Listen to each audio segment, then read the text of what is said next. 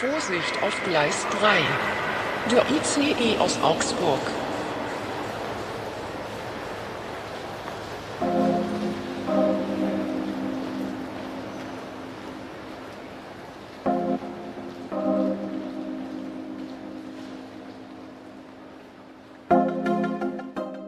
Sejam todos muito bem-vindos, boa tarde, boa noite, dependendo, ou bom dia, dependendo de onde você estiver, na parte do mundo, no Japão, na Suíça, no Brasil, enfim, em qualquer lugar. Hoje nós temos um episódio, como sempre, muito especial. Todos os nossos episódios são muito especiais, são pessoas extremamente especiais, extremamente fora da curva, pessoas de destaque, pessoas interessadas.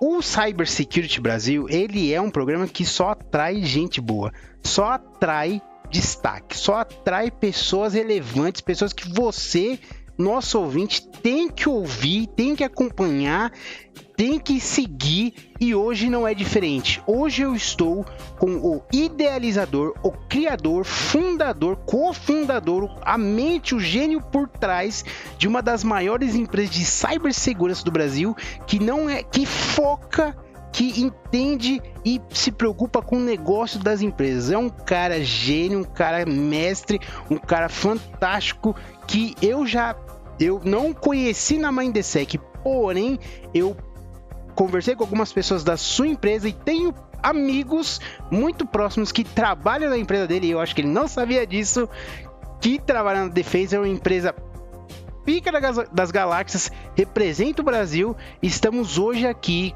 com o cara chamado Gabriel Paiva, o criador da Defense, o fundador da Defense, o cara que hoje você tem que ouvir, parar e falar, pera, hoje eu tenho um podcast, hoje eu vou investir 60 minutos na minha vida para ouvir o que esse cara tem para falar, para daqui sair mais inteligente. Gabriel, muito obrigado. Obrigado pela introdução, acho que é mais do que eu mereço aí. Imagina. Que isso, cara. Obrigado aí. Obrigado pelo convite. Obrigado pessoal aí da sua assessoria ter entrado em contato, né? E procurado aqui pra falar com a gente. Putz, isso aí a gente vai ganhando uma relevância muito grande. A gente gosta disso. É bacana, é muito legal. Obrigado mesmo. Imagina. E agora eu fiquei curioso. Quem que são seus amigos aqui que trabalham com a gente? Um eu sei que trabalha, um eu sei que já trabalhou com você, que é o Evandro. Legal. Acho que ele era account manager aí. Isso. E aí ele foi pra Qualis. E o outro é o Victor Araújo. Victor Araújo, legal. Da Bahia, gente boa, gênio também. É outro cara que é rato demais. É um cara que, putz, eu trabalhei com ele na Tempest, velho. E ele tava me ensinando Zscaler, tá ligado? Cara, ele tinha umas sacadas assim, monstra pra poder fazer análise de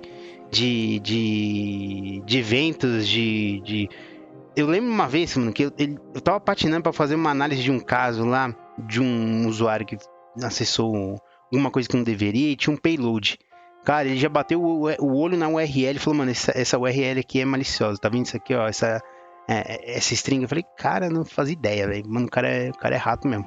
E manja DLP, putz, um puta consultor. Bom, enfim, mas o foco não são eles. O foco é o Gabriel. Gabriel, cara, eu já ouvi diversas histórias de como as pessoas começaram no mundo da tecnologia, né? Com você não é diferente. Como que você começou no mundo da tecnologia?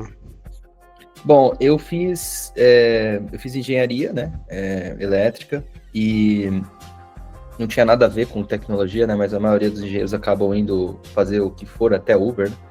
E eu acabei caindo na área de tecnologia, caí na área de voz primeiro, fui fazer estágio numa empresa que vendia vaia, e aí fiquei lá um tempo, depois saí, fui para uma concorrente que precisava de analista, eu era estagiário, eles me trouxeram como CLT, eu fiquei bem feliz na época. E isso daí você tinha quantos anos? Eu tinha acho que 18, 19, tava realmente no começo da faculdade, né? Mas eu sempre quis, na verdade, trabalhar desde o começo da faculdade. E você tem um perfil novão, né? Você é um cara... Eu tenho 33 anos, né? Que eu comecei cedo e não tô trocando o óleo direito, então já tá... Tá rodando sem óleo aí. Já tô rodando sem óleo, né? Mas eu comecei cedo, né? Comecei trabalhando cedo, queria trabalhar cedo, né? E aí comecei como estágio nessa área de voz, depois acabei indo para a área de redes, aí onde eu fiquei bastante tempo na área de redes, depois fui para a área de segurança mesmo. Aí caí na área de segurança e aí não saí mais, não vou sair mais, né? Agora realmente é um lugar que eu gostei bastante, é bem diferente, né, das outras áreas de TI, é um nicho, é até uma bolha às vezes, né, quando a gente olha, pela falta de profissional, pela falta de conhecimento, né, das empresas mesmo, né, a gente é sempre os terroristas ali, né, para dentro das empresas ali na área de TI ou na área de negócio, né, porque a gente sempre vem com aquele monte de risco, precisa fazer investimento, então é uma situação diferente, mas é uma situação interessante da gente estar ali, né? Da gente conseguir traduzir isso pro negócio, né? E antes de você ir para segurança, você trabalhou como consultor, né? Antes de você criar a sua empresa, na verdade, né? Que você começou, você foi para segurança, mas você já foi direto, já subiu a defense ou já teve outras consultorias que você falou, putz, fiz aqui um deploy errado, eu apliquei uma política não tão certa, acho que amanhã passando RH. Quando eu caí, eu fui para redes, né? Antes eu trabalhei, o estágio foi em uma revenda, depois eu fui para uma outra revenda em voz. Quando eu fui para a área de redes, eu já fui para vendor, né? E trabalhava na Extreme Networks, que é concorrente da Cisco e tal, né? E aí fiquei lá um tempo, depois saí e fui para Gigamon, que foi quando eu entrei em segurança, né? Gigamon, ela tá ali no meio, né? Entre segurança e redes ali. Mas aí, pela forma que tem que vender Gigamon, eu acabei aprendendo muito segurança e me especializando mais em segurança. Então eu fiquei lá até 2020. 2020 aí eu fundei a Defense. Bem na pandemia, velho. Bem no meio da pandemia, foi exatamente no meio. Foi até engraçado, porque foi em junho, né, que eu fundei a empresa. E tava todo mundo falando na época que o novo normal ia ser em agosto, que agosto ia abrir de novo. Você lembra? Já tá a curva. Todo mundo lembra desse momento ali, aí a gente que ainda falava que era gripe e assim vai, né? Então era meio maluco, né? E foi na hora que eu decidi que eu ia, já estava querendo empreender há muito tempo, já tinha tentado até empreender em outras áreas, mas sempre dependia de um sócio, né? Então sempre dependia de alguém que tinha o conhecimento técnico daquela área, né? Eu nunca tinha tentado empreender em algo que eu dominava, né? E acho que esse foi o grande pulo do gato para mim, né? Hoje eu até sempre, quando eu falo com alguém sobre empreendedorismo, eu sempre falo isso, cara, se você for começar uma coisa do zero, você tem que ser a estrela, sabe? Você tem que carregar o piano nas costas. Se você for depender de outra pessoa, mesmo que seja sócio, é complexo, sabe? Você tem que escolher uma pessoa que realmente vai estar com aquela fome comendo terra na rua, sabe? Porque é como se fosse realmente um filho. Eu sou pai novo, recente. Exato. E se você não estiver disposto a acordar de madrugada, 3 horas da manhã, pra trocar a fralda do seu filho, dar mamar pra ele, cara, ninguém vai estar disposto, velho. Exato.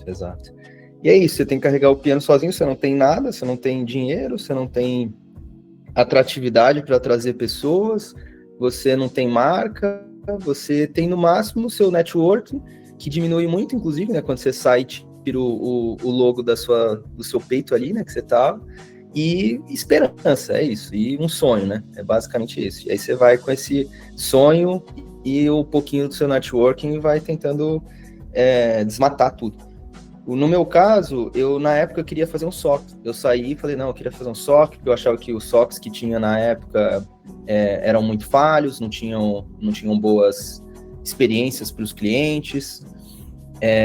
E aí eu queria fazer um SOC e fui tentar fazer. No primeiro mês eu fui tentar estruturar para ver como que eu ia fazer e tal. Eu tinha basicamente guardado dinheiro, né? Então eu tinha basicamente 11 meses do meu custo de vida. Então eu tinha 11 meses para fazer o negócio virar, senão eu voltar para o mercado. E aí eu fui tentar primeiro esse cenário de SOC, vi que não dava, não tinha como fazer com pouco dinheiro. Poderia até fazer, mas ia ficar com uma qualidade muito baixa. Eu nunca gostei de fazer nada meia boca, sabe? Nada com qualidade baixa. E aí eu decidi que eu ia fazer o que dava para fazer, que era professional service, fazer consultoria, fazer o que eu conseguia vender ali naquele momento. E aí eu comecei a fazer isso, E nesse primeiro ano foi bem complexo, mas era só eu, era uma eu presa, né, naquele momento ali. Então, fechei ali no ano de 2020, que eu comecei em junho, até o final do ano, fechei 600 mil de faturamento, que eu achei ótimo, inclusive, né, consegui ainda vender bastante, consegui ainda trabalhar bastante, e naquele momento já os clientes começaram a pedir para eu fazer também a parte de suporte técnico, né, eu fazia só professional service, que era consultoria one shot, né, me contratava, eu fazia, entregava, eu recebia, né, então era assim. Eles começaram a pedir, cara, por que você não faz meu suporte e tal, começa a ter um cenário recorrente, e aí eu comecei a estruturar time, estruturar pessoas. Meu primeiro CLT foi meu irmão, né, e eu sempre brinco que o meu irmão, assim, foi o cara que mais aprendeu segurança em menos tempo possível, sabe? Porque ele tomava tapa na cabeça todo dia ali para ele aprender. Caramba, mano. E aí eu fui treinando mais pessoas ali para começar a fazer essa parte de suporte, e eu fui para a parte de vendas. Eu nunca gostei muito do processo de vendas, né? O processo de vendas ele é meio chato, né? Meio maçante, tem que ficar em cima de cliente. O cliente às vezes não quer falar com vocês, tem que ficar meio que... Você tem que ser o chatão ali, às vezes. E é a vida, né? Não tem o que fazer. Eu nunca gostei, mas empreendedor não tem que escolher o que tem que fazer, né? Tem que fazer o que precisa, né? E aí eu fui para a área de vendas, comecei a fazer, e a gente cresceu muito rápido. Saiu de 600 mil ali no primeiro ano e foi para 25 milhões já no segundo ano. Foi muito rápido, porque basicamente eu acabei focando em grandes empresas, nesse mundo enterprise. E acabei vendendo nessas grandes empresas que eu já tinha networking, que eu conseguia entrar. E eram projetos grandes, acabei conseguindo crescer muito rápido ali. Só cresceu tão rápido que estava tudo bagunçado, né? Obviamente, né? A empresa tendo que contratar um monte de gente, a gente tinha poucas pessoas dentro do time e pessoas que não estavam ainda treinadas, eu estava ainda montando uma cultura, sabe? Então estava aquela loucura.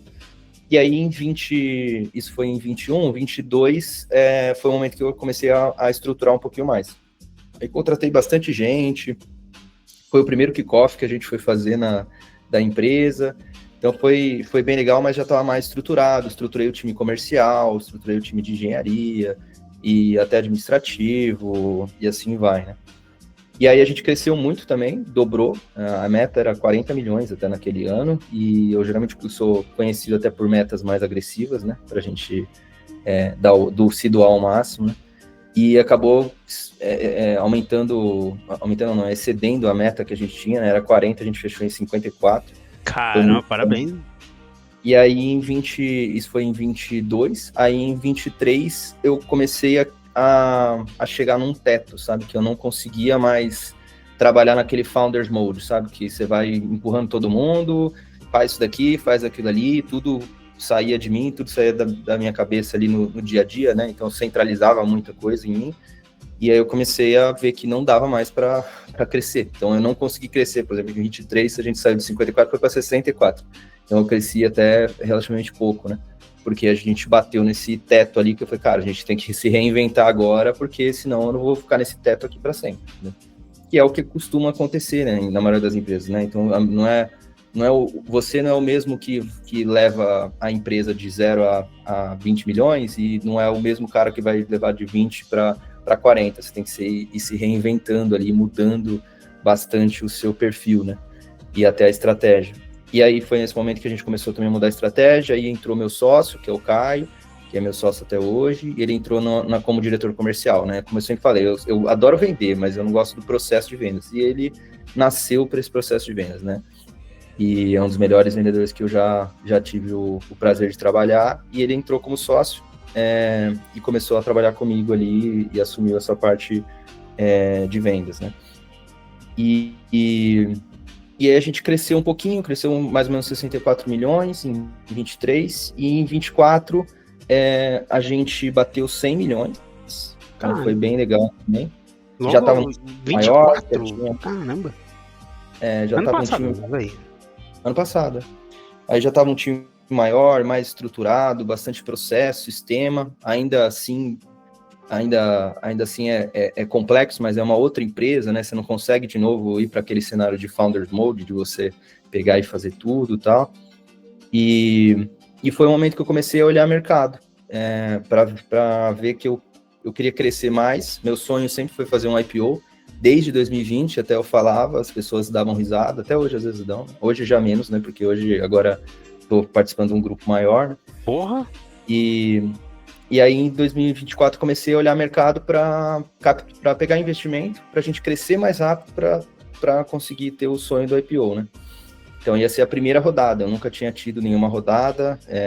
Foi totalmente bootstrap, né? Até esse ano. E aí foi o momento que eu conheci o pessoal da F-Câmara. Foi ano passado, finalzinho do ano, que eu comecei a conversar com eles. E aí a gente foi evoluindo ali nas conversas e acabamos fechando esse ano, em junho, né? E em junho aí eu vendi a empresa, vendi a Defense. E agora eu não sou mais sócio da Defense, sou sócio do Grupo F-Câmara, a gente trocou ações. E o Grupo F-Câmara é uma multinacional brasileira, né? Então é bem grande, né? Eles faturam mais de 500 milhões, tem 1.700 funcionários no mundo, né? Tem empresa, tem operação, na verdade, né? Lá na Europa, tem operação no Oriente Médio. Tá Abriu mercados para vocês, então. Exato. E aí, assim, agora estamos nessa fase, né? Essa fase nova, com sócios novos, uma empresa que já comprou várias outras, né? Acho que eles têm 14 investidas, se eu não me engano, e diversos, cada uma num silo ali, né? Cada um num silo de conhecimento, né? Então, a gente está no silo de conhecimento ali de cibersegurança, a gente é o braço de cibersegurança, mas tem um braço de cloud, tem um braço de AI, tem um braço de dados, tem um braço de e-commerce, um braço de CRM e assim vai, né? Então, eles compraram várias empresas para criar esse ecossistema de tecnologia para ser um one-stop shop ali, né? E eles já são muito conhecidos, né? E cresceram na área de desenvolvimento, né? Então, eles fizeram basicamente todo o e-commerce do Brasil aqui, eles que começaram lá atrás, né? E o próprio Fábio Câmara, que é o fundador, né? Ele que começou lá atrás essa parte de e-commerce aqui do Brasil. Então, quase todo o e-commerce do Brasil, eles que desenvolveram, né? Bacana, e é uma pessoa muito interessante para dar aqui, né? Se puder, a gente troca figurinha. E aí a gente agora tá nesse barco aí com um monte de gente, com um monte de investidas. Semana passada, inclusive, foi o UFC Summit, que eu conheci até pessoalmente algumas pessoas ali, depois de 5 meses ali que a gente tá já trabalhando em conjunto, mas a gente nunca viu. O UFC Summit é o evento de vocês, corporativo de vocês, para vocês.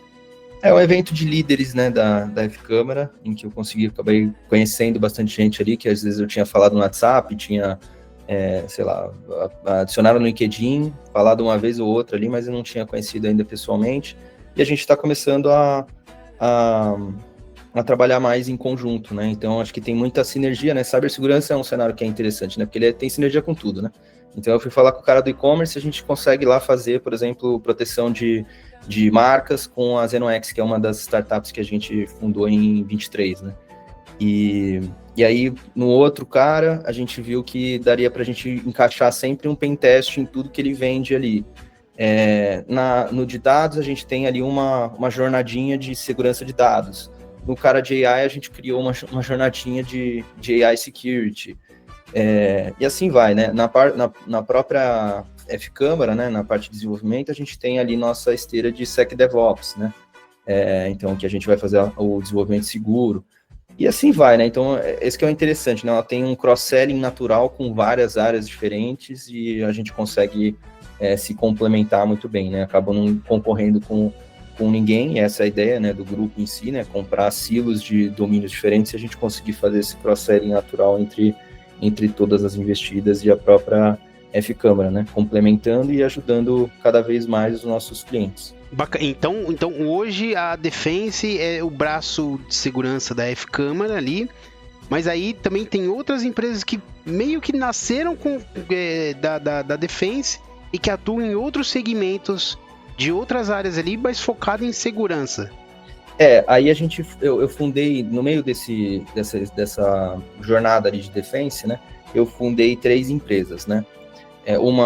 A primeira foi a ZenoX, em 2023, que é uma empresa de Threat Intelligence, né? Então, a gente criou uma plataforma AI Native e de Threat Intelligence.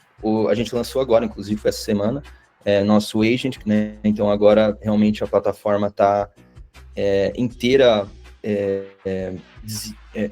inteira desenvolvida com agentes. Então, tudo que você quiser fazer na plataforma, você pode ir por prompt.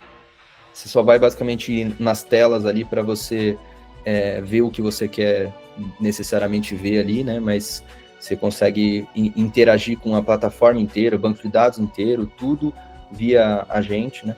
Então é bem legal, acho que é o futuro, né? De tudo, né? E o UI ali, ele vai ser realmente só para a gente olhar, a gente vai ficar clicando em nada mais, né? Vai ser só via prompt mesmo. E a gente conseguiu desenvolver essa plataforma lá em 23, né? Hoje a gente continua evoluindo ela, né? E a gente acabou de lançar agora essa parte do agent. E eu fundei também em 2023, finalzinho do ano, a ViperX, que é o nosso braço de Red Team, nosso braço de segurança ofensiva, e a gente faz tudo de segurança ofensiva, faz pentest, faz a parte de SecDevOps, a gente coloca dentro da ViperX também, faz emulações de crise, e a gente fundou a CISOX ano passado, em 24, que é o nosso braço de consultoria de cibersegurança, né? Então, a gente criou uma plataforma com GenAI, com agentes também, em que a gente consegue fazer um gap analysis, né, em cima de NIST, das empresas, e a gente conseguir fazer o plano diretor de cibersegurança, né? Isso tudo com AI. Então, acho que esse é o grande benefício ali, né? Essa eficiência operacional, né? Então, fazer PDSI não é novo, acho que todo mundo faz há muito tempo, né? Deveriam fazer mais, inclusive, né? Tem muita empresa que não fez, né? Isso, a gente vai entrar nesse assunto. Mas o grande benefício que a gente criou ali foi realmente fazer de uma forma rápida e eficiente para conseguir criar esse plano diretor de cibersegurança e adaptar ele também durante o tempo, né? Porque a gente vê que uma empresa, por exemplo, faz um plano de diretor de cibersegurança, que geralmente é para 3 anos de investimento, e aí no meio desse tempo você vai lá e acaba tendo um ataque, 2 ataques diferentes, ataques por lugares diferentes, que de repente você tem que mudar todo o seu plano diretor de cibersegurança. E aí, para você fazer de novo um do zero sem AI, né? É muito custoso, né? Não só em dinheiro, mas em tempo também de toda a equipe para responder todos aqueles questionários e tudo mais. Então a gente criou uma plataforma em que esse plano de diretor de cibersegurança ele é vivo, né? Então você pode ir adaptando ele com o tempo ali, e tem um chat ali, que é o nosso assistente, em que ele consegue ajudar a criar, a tirar dúvidas, criar até políticas e tudo mais dentro da própria plataforma. Então essa foi a solução que a gente lançou ano passado, em 2024, e a gente lançou também ano passado, depois de 5 anos, como eu te falei, né, que eu queria muito lançar meu SOC, né, a gente lançou ano passado o nosso SOC. Meio tardio, né, mas a gente esperou muito tempo para lançar, porque a gente queria lançar algo que fosse realmente com uma consistência e uma qualidade muito grande. E a gente não tinha como fazer isso só com pessoas, né? Então, por mais que a gente treine N1, treine N2, é muito complexo da gente conseguir ter uma consistência e qualidade alta em todos os alertas que a gente vai analisar, né? E mudou-se o jogo quando apareceu essa tecnologia maravilhosa que é a inteligência artificial, né? Então a gente conseguiu usar isso para ajudar a gente a aumentar mais a consistência ali. Nunca é sozinha, né? Nunca é autônoma, sempre tem o human in the loop, né? Mas ela ajuda muito a ter essa consistência, essa atenção ali, e os humanos de modo geral, né? Isso tem várias pesquisas, né, que falam isso, a gente é muito bom em criticar, né, a gente é muito bom em melhorar algo que já foi feito, mas nem todo mundo, a maioria das pessoas, inclusive, elas não são boas naquele cenário de blank page, né, de você criar algo do zero, né, e só de você ter ali já, por exemplo, uma análise da IA, e você vai comparar, já aumentou muito o nosso, não só o tempo ali de resposta, né, mas também a assertividade que a gente teve nas respostas, né, então acho que esse é o grande benefício ali da IA que eu vejo, pelo menos para a parte de segurança por enquanto ainda. Acho que vai ter muito mais coisa ainda, que tá crescendo numa velocidade absurda, né. Sim, é a nova realidade. Hoje a gente não consegue fazer nada sem, pelo menos eu, muita coisa eu faço no site que eu uso inteligência artificial, e obviamente muita gente já percebeu, porque é uma realidade, é muito mais produtivo, muito mais fácil, é muito menos suscetível ao erro. Obviamente que às vezes a gente tem que dar uma refinada e tal, mas aí fica uma dúvida, cara. Pô, eu não conhecia essa história, não sabia essa trajetória meteórica da Defensive, quão rápido. Você tem 33, eu tenho 35, então em 2020 ainda eu atuava ali como consultor na Tempest, no meu mundinho, e ver essa garra, essa disposição que você teve de empreender e tal, e criar uma empresa de 100 milhões de reais em menos de 5 anos é fantástico, é fabuloso, é assim, inspirador para muitas pessoas que estão nos ouvindo. Falar, putz, eu vou chegar talvez nesse nível aí até melhor que o Gabriel. E a gente passou por bilhão de novidades. Teve mudança de paradigma com relação à segurança, porque antes eu tinha um antivírus, depois eu fui para EDR. Já foi uma mudança muito, muito abrupta. Falamos mais sobre ZTNA, sobre, putz, não quero depender tanto de VPN, vamos olhar uma solução que seja focada em ZTNA, porque aparentemente é melhor, mais fácil, muito mais fácil gerenciável. Então houve diversas mudanças. O que meu usuário tá mexendo, os arquivos, se esses arquivos, para onde esses arquivos estão sendo trafegados, eu estou olhando ali os dados, as informações, houve essa mudança. E você participou disso tudo, dessa grande... e agora com inteligência artificial, que a gente está vendo que cada dia mais ela está permeando a nossa vida nos aspectos mais simples, mais cotidianos e também na segurança. E aí você comentou que vocês desenvolveram soluções focadas que tem por base a IA para ajudar o cliente num PDSI, por exemplo. Então, o meu cliente que hoje ele precisa de um auxílio, ele quer atender compliance, ele enxerga que o negócio dele para crescer precisa atender a parâmetros de segurança mais aceitáveis, ou então ele sabe que segurança não é gasto, é investimento, ele quer adaptar essa cultura, mas é um cara sozinho. E aí você disponibiliza para ele uma plataforma na qual ele vai colocar um prompt lá, putz, eu sou uma farmácia, atuo em vários lugares, tenho isso de infraestrutura e tal, me ajude a como eu idealizo aqui o meu PDSI.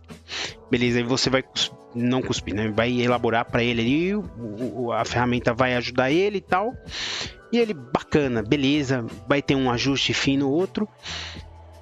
A pergunta que eu faço agora, analisando tudo isso, não vai existir espaço para outros empreendedores com esse avanço de tecnologia? Eu entendo que muitos consultores podem utilizar ferramentas assim para melhorar, para ganho de produtividade e até mesmo automatização de SOC, né? Eu tenho tecnologias de inteligência artificial que vão fazer análises de alertas e vão ser muito mais precisos que um N1. Você enxerga que a tecnologia, a IA, vai substituir as pessoas nesse sentido? Ou a pessoa ainda vai continuar sendo fundamental? Porque sem ela a IA não consegue desenvolver tanto. Qual que é a sua avaliação? Veja que você tem duas ferramentas poderosas. Uma para iniciar um projeto de segurança em uma empresa, ou revisar o que já existe, acelerar esse processo, e outra é automatização de um SOC, onde os alertas que vão chegar do meu cliente vão ser mais precisos, os falsos positivos vão diminuir. Porque a IA é muito mais vezes mais rápida, mais assertiva que um analista N1. Não sei se te coloquei numa saia justa, mas... Não, eu acho que assim... Eu sou prolixo, tá? Desculpa.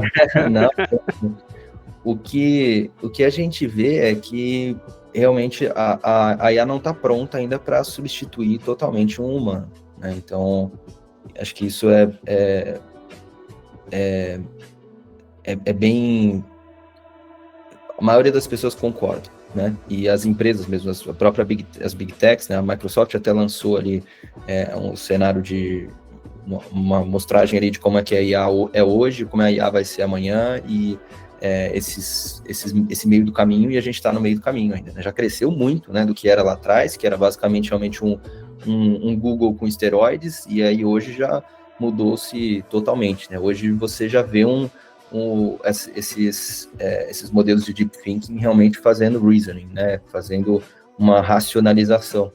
E eles são muito assertivos, tá? Muito diferente do que era lá atrás, né? E é impressionante em tão pouco tempo o quanto que a gente evoluiu.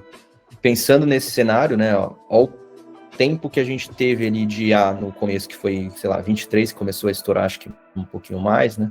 E a gente está em 2025, e o quanto ela cresceu, eu acho que, aí fazendo projeções aqui de vozes da minha cabeça, com certeza lá na frente vai ser substituído, sim, né? Não tem como, se continuar crescendo nessa velocidade. Mas a gente está ainda no meio dessa jornada ali, né? E a gente precisa ainda de humanos para fazer, porque a IA ainda não consegue raciocinar como humano. E tem várias coisas que são impossíveis substituir o humano. Uma delas é esse cenário de criatividade, de hipóteses na cabeça, né, que vai ser feito, até algumas identificações de padrões que a gente consegue fazer, e que para a IA vai ser novo, ela não tem, então ela não consegue criar, então sempre vai ter pessoas ali criando esses novos padrões e treinando a IA para ela identificar. Então acho que sempre vai depender do humano, né? Ela sabe o que a gente sabe, esse é o ponto, né? E hoje ainda a gente está longe de uma substituição completa, mas ela acelera muito, e ela consegue aumentar a produtividade. Então, se você aumenta a produtividade, por exemplo, de um N1, que antigamente atendia, sei lá, 100 casos ali em determinado tempo, agora talvez ele consiga diminuir o tempo pela metade e atender 200, entendeu? Então, obviamente, diminui-se a necessidade de mais pessoas. Mas não acredito que haverá demissões, entendeu? Principalmente na nossa área, tá?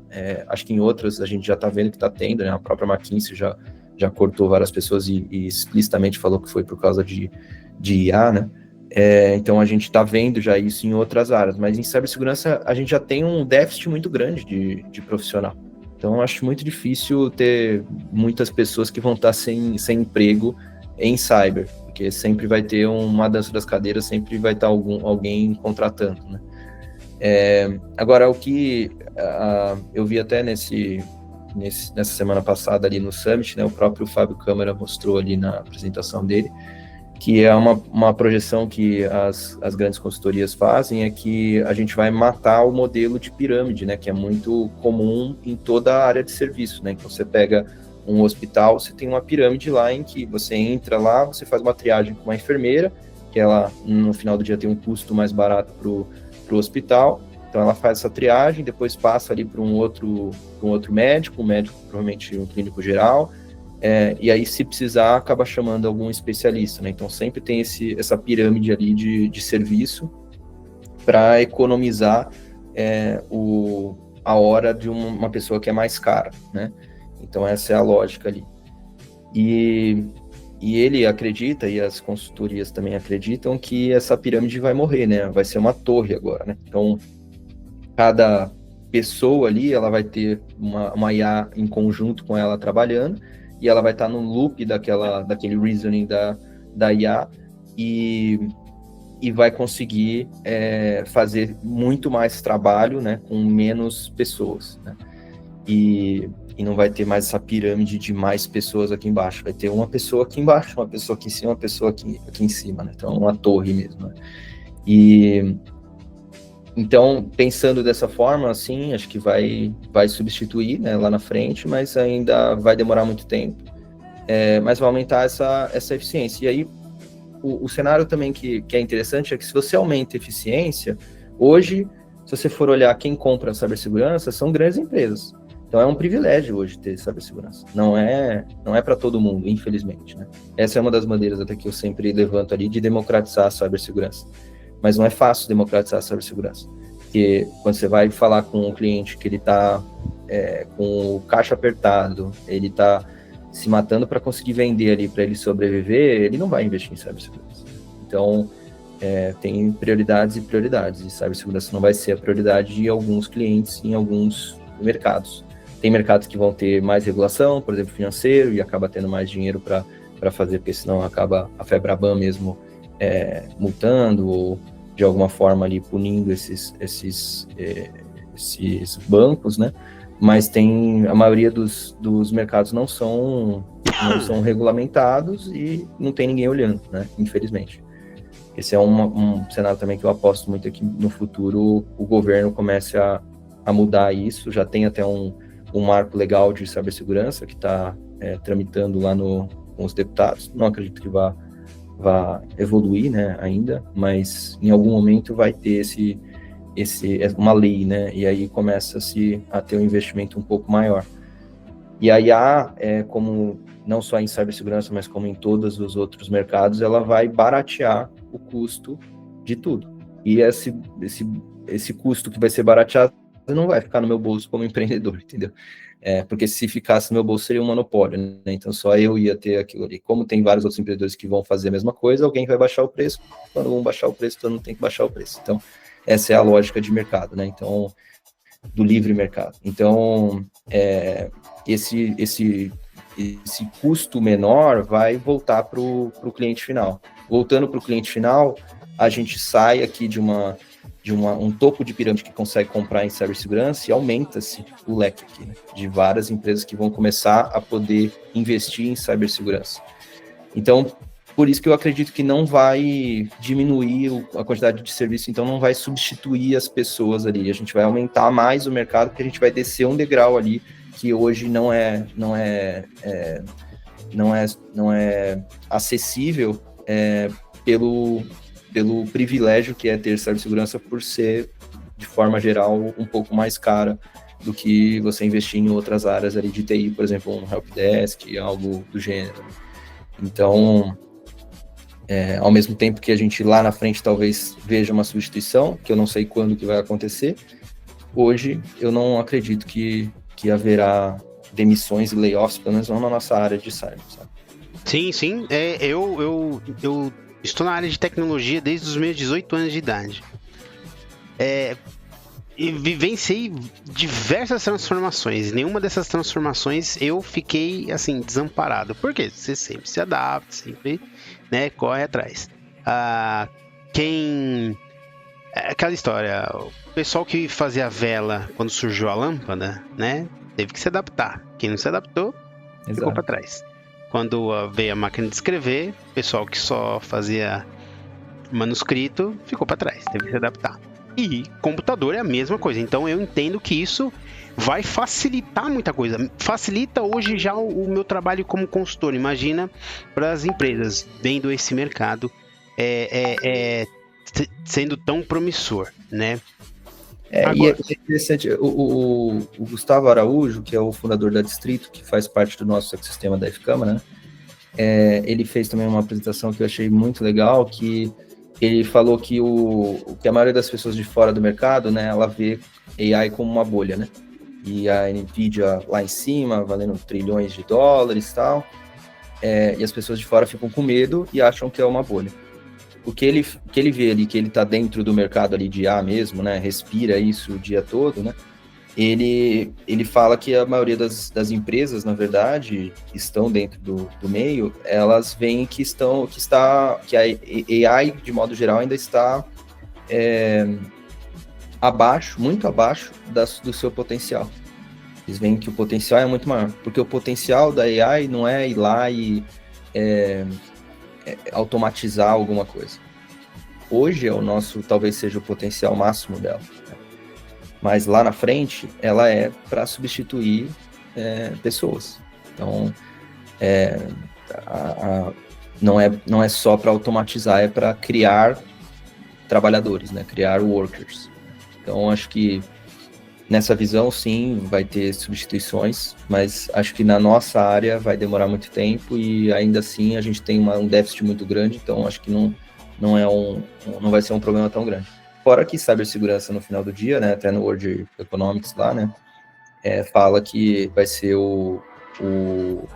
hoje já é o quarto, né, maior risco mundial, e nos próximos 10 anos vai continuar sendo risco mundial, vai cair só de quarto para oitavo, mas vai continuar sendo um dos top 10 riscos mundiais. Então a gente está num mercado muito bom, né, um mercado muito aquecido. Quanto mais gente tiver, quanto mais workers tiver, mais ataques talvez vão ter, né, AI workers vão ter, mais ataques vão ter. E então a gente está numa posição privilegiada. E outra, é o que você comentou, a criatividade, ela é intrínseca ao ser humano. Quantos golpes, quantos ataques não surgiram por conta de uma criatividade, por conta que o cara pensou algo muito fora da caixa e foi muito fora do by the book e falou, eu consigo atacar por aqui, ou então eu consigo invadir alguma coisa assim. Então é um tema muito que é muito apaixonante. Tem muita gente que fica acalorado e fala, nunca vai acabar emprego, não. Mas a gente tem que ir sempre com calma nisso. E as empresas, elas também têm que ponderar, né? Hoje, você acabou de comentar, a cibersegurança a gente passou esses últimos 5 anos vivendo uma verdadeira transformação, né? E as empresas estão entendendo que cibersegurança é investimento e não é custo. Na sua análise, a mudança de comportamento das empresas hoje, há uma mudança realmente de fato das empresas começarem a enxergar cyber como parte essencial do negócio, ou o cara ele vê cyber e fala, putz, cyber eu sei que é importante, mas não é tão essencial, ou eles estão ou o board, as empresas em si estão começando a dar mais ouvidos aos CISOs, entender mais devido aos inúmeros acontecimentos relacionados a cyber. Como que está a sua visão, a elevação do nível de maturidade das empresas no Brasil hoje? Ela está acontecendo de forma legal, bacana, natural, a forceps ou estagnada? Eu acho que está aumentando, né? Isso não posso discordar, mas não na velocidade que a gente gostaria, né? Como um todo, né? Quem está em cyber, não porque eu queria vender mais, mas porque realmente a gente vê que tem algumas empresas que têm um muro muito baixo, sabe? Que ninguém vê o muro digital, né? Esse é o ponto. Só a gente que consegue ver esse muro digital. Mas de modo geral, as empresas elas estão numa jornada ainda de maturidade, sabe? Elas estão numa jornada de consciência até, a maioria. Tá? A gente está longe de ter, talvez, a maioria com uma maturidade alta de cibersegurança, né? A gente participou, inclusive, acho que foi semana passada, semana retrasada, de uma pesquisa do MIT, né? E a gente apoiou, né? Patrocinou lá também. E eles mostraram lá os números, né? Então, a maioria das empresas está num risco ali mediano para baixo, né? Então, aumentou, né? Perante aos outros anos, mas ainda assim tá muito abaixo ali do que deveria ser, né? Não acho que a maioria dos C-levels, eles veem segurança como sendo essencial ou como sendo algo impactante para o negócio, sabe? Eles veem como risco e como custo, infelizmente, na maioria das vezes, e tenta fazer o máximo de investimento ou na verdade tenta ter o máximo de proteção com o menor investimento possível. Então, e esse tipo de matemática, né, ela acaba tendo uma mente de escassez ali, né, de mercado, né? Então a gente tá todo mundo disputando o mesmo budget ali, disputando essa mesma atenção do board, mas é complexo ter essa conversa com eles. A gente também não sabe, de modo geral, apresentar isso pro board, né? O board não quer saber o que é ZTNA, sabe? Ele quer saber o que é risco, né? Então, essa tradução ali também aí é uma maturidade do nosso mercado, né? Os nossos profissionais, de modo geral, precisam amadurecer a forma de trazer isso para o board. E é difícil, muito difícil, não é fácil fazer isso. Não é nem que só é fácil, vamos aumentar a maturidade e tudo, não é difícil ter essa conversa com o board. CISOs que estão há muito tempo no mercado continuam tendo a mesma dificuldade, então depende muito do board, depende muito de quem está lá, depende de quem é o investidor, depende de alguma regulamentação talvez de mercado, mas eu acho que de modo geral a gente é visto ainda como custo, não mudou isso. Mas está mudando com o tempo, né? Eu acredito que o acelerador disso foram os ataques que aconteceram, e eu acabei surfando, né? Eu como Defense e todo o mercado aqui de cyber, pós e durante, né, a pandemia ali, a gente acabou surfando nesse boom de cibersegurança, porque teve aquele momento que todo mundo saiu do físico e foi para o digital, e obviamente quando saiu do físico foi para o digital, saiu do computador desktop da mesa e foi para o seu computador pessoal, obviamente começou a ter um monte de ataque, vazamento e assim vai, né? E a gente surfou nessa onda. Hoje já continua aumentando os ataques, né? Eu acho que até tem um número de 23 para 24 que aumentou 44% os ataques. Os ataques agora estão sendo cada vez mais fáceis de monetizar, então o mercado do cybercrime ali, acho que vai bater esse ano 10,4 trilhões de dólares. Então, é um absurdo, né? E eles estão profissionalizando cada vez mais. O meu grande medo, sinceramente, acho que agora dos próximos anos, talvez no ano que vem, a gente comece a ver isso de forma mais recorrente, eles começarem a fazer isso em escala com IA, né? Então, porque a gente vê a maioria das empresas com muro baixo. Quando começou a ter aqueles ransomwares que eram um pouco mais fáceis de serem difundidos, né? A gente já viu um monte de ataque, um monte de problemas, WannaCry, assim vai. Agora com IA, realmente identificando vulnerabilidades, que na maioria das vezes, como eu falei, é muro baixo, e quando você olha os sites, eu caí. de ter opa. Eu tinha caído, desculpa. Pode voltar.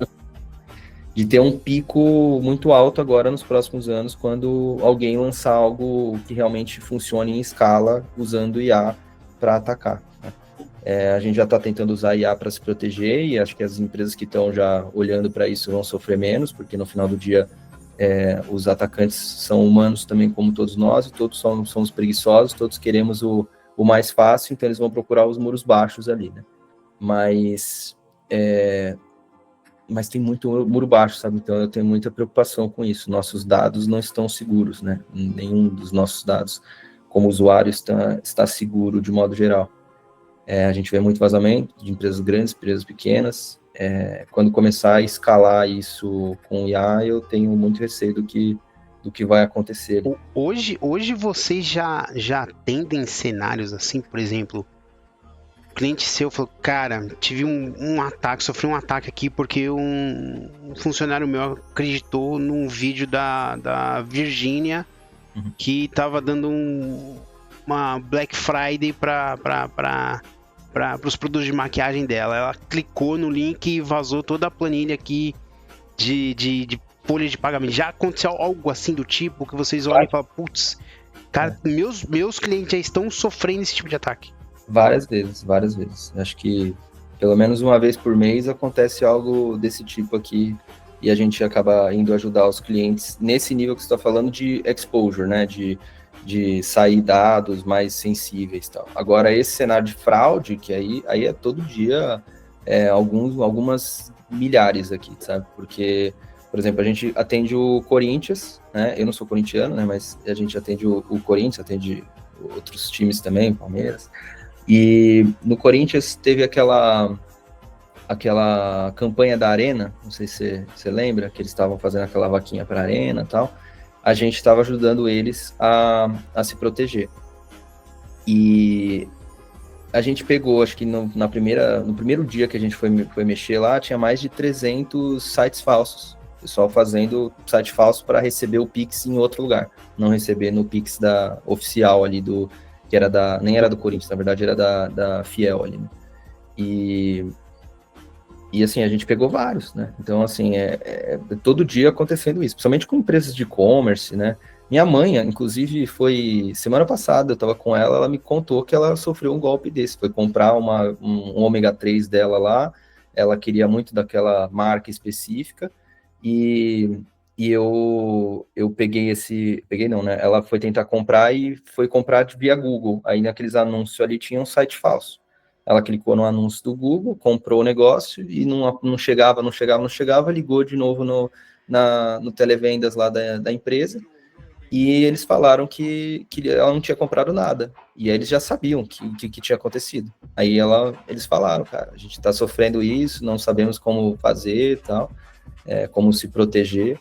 Eu pedi até para ela me mandar depois o e-mail, mandei um e-mail lá, para eles, se eles quiserem ajuda, a gente ajuda eles lá. Então, é muito comum, né? Então, e todo mundo tá sujeito, né? Porque, tudo bem, minha mãe, ela não tem uma idade mais avançada, obviamente, tem uma outra, é de uma outra geração, né? Ela não tem essa malícia que a gente já tem da internet. Então, ela é mais suscetível a cair num golpe desse. Mas a gente talvez esteja num dia ruim e vai cair um e-mail aqui na nossa caixa de entrada e a gente não está nem prestando atenção, está pensando em outra coisa e acaba clicando ali. Então está todo mundo suscetível a isso, uns mais, uns menos, mas está todo mundo suscetível a fraudes e ataques, né? Cara, isso que você falou é mais pura verdade. Até mesmo a geração mais nova tá bem suscetível a esse tipo de ataque. Eu não sei onde eu vi alguma pesquisa, alguma notícia relacionada a isso, que acho que era questão do jovem não conseguir usar muito o mouse e o teclado. Ele só consegue usar o touch do celular, né? Mas mesmo as gerações mais novas, elas estão suscetíveis a cair em golpes, seja porque é alguma promessa fácil de ganhar algum dinheiro, e aí acaba acontecendo da pessoa, sei lá, usar o celular de um parente e ter acesso à conta bancária do parente, e putz, acontece a rodo. Cara, muito obrigado pelo bate-papo, né? Eu gostaria aqui aproveitar os minutinhos finais aqui que a gente tem da nossa conversa, aí, que tem muito assunto que a gente poderia também explorar. Isso aí a gente pode deixar para outros episódios, né? Mas se tiver algum tema aqui que você gostaria de falar e ficou faltando, cara, fica à vontade, aqui é o seu espaço.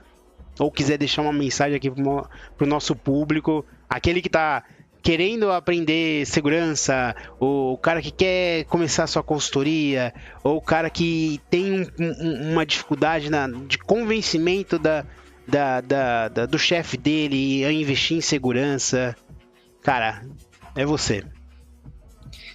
Bom, eu queria agradecer primeiro, né, pelo convite, foi muito legal conversar aqui.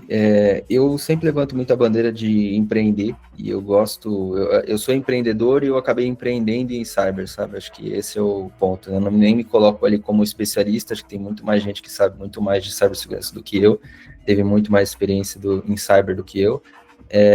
Mas eu sou empreendedor, eu amo empreender, eu amo o que eu faço, e eu queria deixar aqui, acho que uma mensagem para todo mundo que quer empreender para tentar, né? Não é para todo mundo, não é todo mundo que vai aguentar, não é todo mundo que vai conseguir ter sucesso, mas eu acredito de verdade que todo mundo deveria tentar.